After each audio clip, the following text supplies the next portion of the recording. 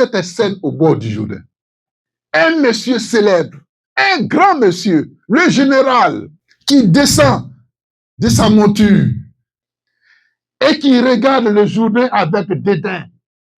Le Damas chez moi, Al-Bala, et Papa sont des grands fleuves, sont en Syrie. Est-ce que je ne pourrais pas m'y laver?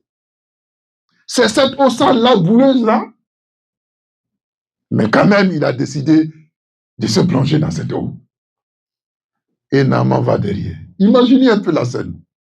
Et il va. Et il tombe dans l'eau. Quand il est sorti, la lettre peut-être toujours là. Il lui reste 6 fois. Naaman sort. Et il va à reculons encore. Il va. Et il vient. Il saute. Et il rentre dans l'eau. Quand il est sorti, la lettre était toujours là. Peut-être ses serviteurs. Continue, maître, continue. Et il va encore derrière. Naaman va derrière. Il va derrière. Il va derrière. Il vient. Et il saute. Et il tombe encore dans l'eau cette fois-ci.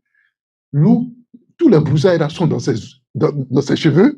La boue est sur lui. Mais ce n'est que 3 fois seulement. Il reste encore 4 fois. Naaman, fatigué, il va encore derrière. Il va encore derrière. Il vient. Et il tombe dans l'eau. Parce que le prophète lui a dit, il faut te plonger 7 fois. Et se plonger dans l'eau, ça dit, il faut rentrer en bas de l'eau. C'était humiliant. C'était difficile. En faisant cela, l'orgueil du général devait être brisé. Il devait s'humilier pour qu'il soit guéri. Et en 7e position, Naaman vient. Il va en arrière. C'est sa dernière cartouche. Il vient et il saute de toutes ses forces et il tombe dans cette eau boueuse. Mais au moment où Naaman veut s'élever pour sortir de l'eau, quelque chose s'est passé. Les doigts de Naaman qui étaient coupés ont repoussé.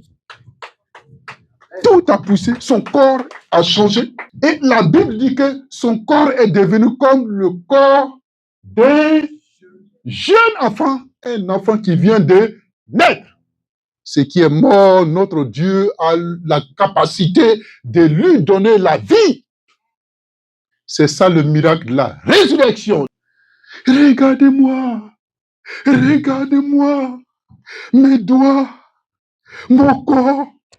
Naaman était fou de joie. Le seul obstacle qui était dans la vie de cet homme qui le limitait venait d'être brisé. Aujourd'hui, quel que soit le problème que nous avons, ce n'est pas au Jourdain que nous allons nous jeter, mais c'est vers une seule personne que nous devons venir, c'est Jésus de Nazareth, le roi des rois. Peut-être physiquement, tu n'es pas malade, mais spirituellement, quel problème as-tu? Est-ce que la relation entre Dieu et toi existe toujours? Ou bien tu es comme une brebis égarée? Quelles sont les blessures que vous portez dans votre cœur? Ces blessures intérieures ont besoin d'être guéries dans le nom de Jésus-Christ. Et c'est le Seigneur seul qui peut faire cette opération. Que le Seigneur te bénisse. Et que ta relation qui a été perdue depuis longtemps soit restaurée ce matin dans le nom de Jésus. Voilà. Si spirituellement tu étais mort, reçois la résurrection, reçois la vie ce matin dans le nom de Jésus. Parce qu'il est venu pour donner la vie éternelle.